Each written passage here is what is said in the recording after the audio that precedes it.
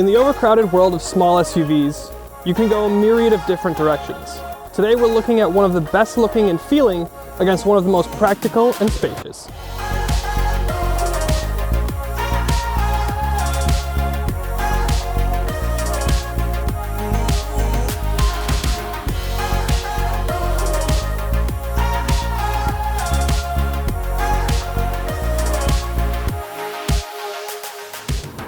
Alright, out of the cold and into the warm VW Tiguan. This Tiguan is aimed to be the biggest offering in this segment, and if it's anything like its bigger brother, the Atlas, definitely accomplishes that. The feeling behind the wheel is one of quiet relaxation and isolation. It just feels refined. It's well built, it's sturdy, it's durable. There's not a lot of wind noise or tire roar that comes in. It's a nice place to be. Now there are several different drive modes in this thing, ranging from off-road to snow to sport. To be completely honest, none of them have adaptive, these things don't have adaptive dampers. So all of that stuff is really doing is affecting how the computer sends power to all four wheels. This is a 4-motion vehicle, it's all-wheel drive, which is great to have, but it's just depending on the sharpness of the throttle, how it's going through the 8-speed transmission, and where it's getting to the wheels. Obviously in a sport mode, it's going to be sharper in terms of throttle response. The transmission is going to shift quicker. It's going to give you that feeling that it's a lot quicker, lighter, and more nimble car. And in something like an eco mode or a snow mode, it's going to cut power so you don't spin your wheels and dig yourself into a snowbank, which on a day like today, it's very possible. Now we're behind the wheel, so we might as well talk about power. There's a 4-cylinder under the hood of this thing, thundering away, making 184 horsepower. That's not a lot. The turbocharged Mazda CX-5 is up about 70 horsepower on this thing, and it's smaller, and it's lighter, and it's more powerful. So this is not necessarily for enthusiasts. If you want something more sporty, go with that. But we're not here for that. We're here for comfort, relaxation, refinement, and practicality. And it's doing pretty well so far. Turning radius. Wow, that's good. Okay, so the biggest takeaway that I get being behind the wheel of this Tiguan is, yes, it's a bigger car. But with that being said, you get more practicality, your passengers have more room, you sit up a little bit higher, you're not as squished, your sight lines are fantastic, but it doesn't hamper the driving experience at all. And yes, the steering is a little bit numb, but it's incredibly light.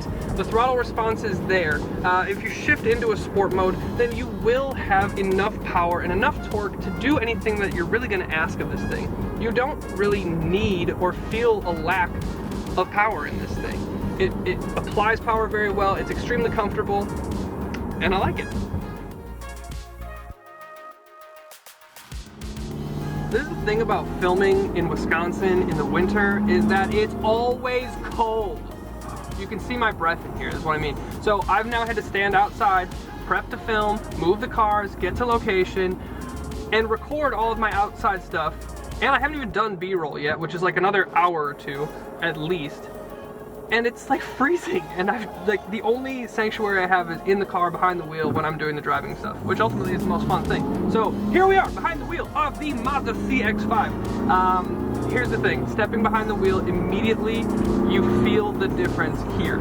This is immediately, it's a little bit louder, it's a little bit more powerful, it's more torquey, it's punchy. The seating position in the cockpit kind of molds around you a little bit more. It's a more sporty feel right off the bat, and you feel that immediately.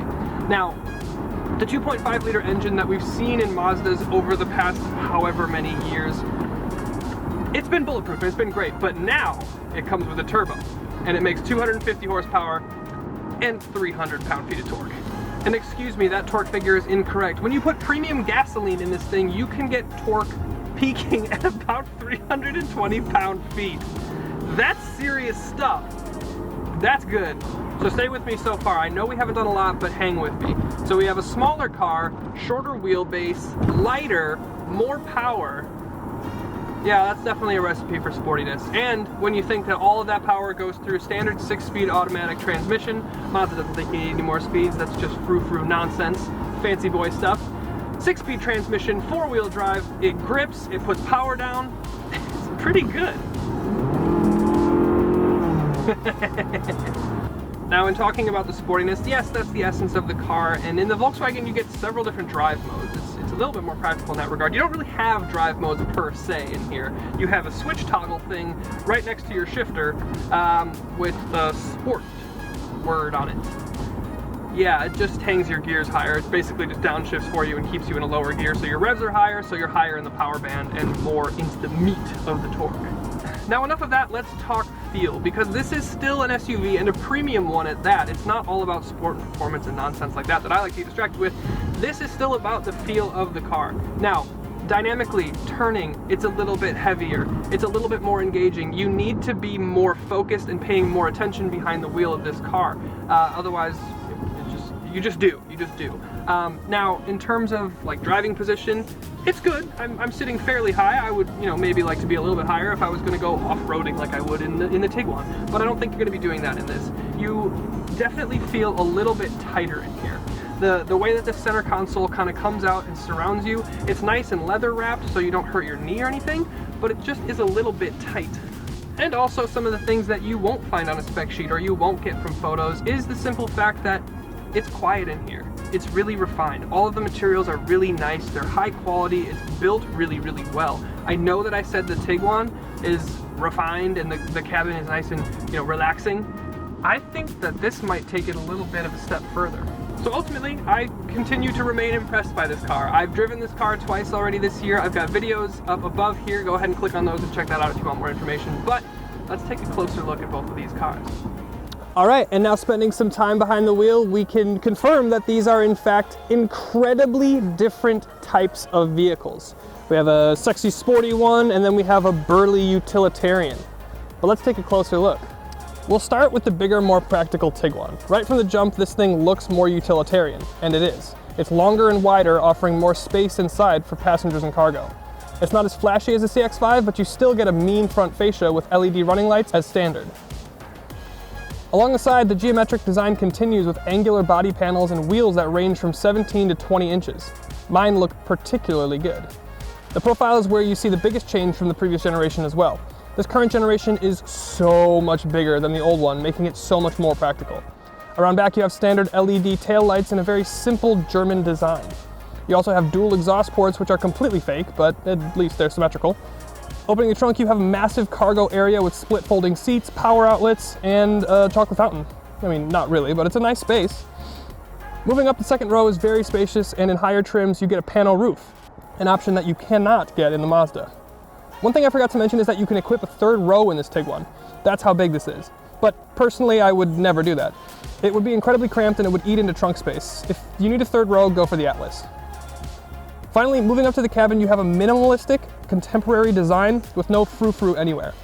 You've got a nice big touchscreen infotainment with Apple CarPlay and Android Auto, and it's a good system. On high trims, you'll also get the coolest thing right now, which is VW's digital cockpit, fully custom gauge cluster. You also get an impressive safety suite with everything you could possibly want. Ultimately, the interior is built from better materials than some competitors and comes together in a very modern design. Quality and durability stand out here. And with that, let's move on to the Mazda. We'll start with the exterior again, and where the VW uses a more contemporary geometric design to signify strength and size, the Mazda goes completely the other direction with swooping lines and sharper angles to signify something more fluid and lighter. The headlights are gorgeous and also feature a standard LED running light. The giant grille houses the safety sensors and radar, but we'll get to that later. The signature trim gets some really nice 20-inch gunmetal wheels, while lower trim will get smaller wheels, but they all look really good all the way down to the sport trim. From the profile, there's no hiding the fact that this wheelbase is shorter for the Mazda than it is for the VW. The rear is wrapped up with, again, a more swooping and elegant design, but features real dual exhaust. Then, as we move inside, we'll start with the trunk space. And you can immediately see that the trunk isn't small, but it's much smaller than the VW. Moving up to the back seat, the standout is the apparent lack of legroom and no pano roof. The sporty, shorter wheelbase eats into the back seat space, and this is the biggest trade-off between these two.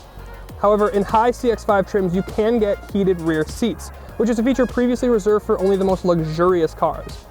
Up front is where you get a lot for your money. A gorgeous interior finished in high-end materials is where Mazdas will always stand out. The infotainment system now features Apple CarPlay and Android Auto, which it didn't previously, but it still feels a little bit dated. There's a new system in the Mazda 3 I'm reviewing next week. I've also reviewed the Mazda 3 hatch, so make sure you watch that. The cockpit is ergonomic and comfortable, but feels more fitted and tailored. To me, it conveys a sense of excitement more than the VW, but depending on what you're looking for, you could confuse that with claustrophobia. So there it is. These are some of the most different, but also some of the best vehicles that you can get in this segment. If you want to go the sexy, sporty route, the Mazda has that inside and out. While the VW it's just more comfortable, it's bigger, and it's more practical.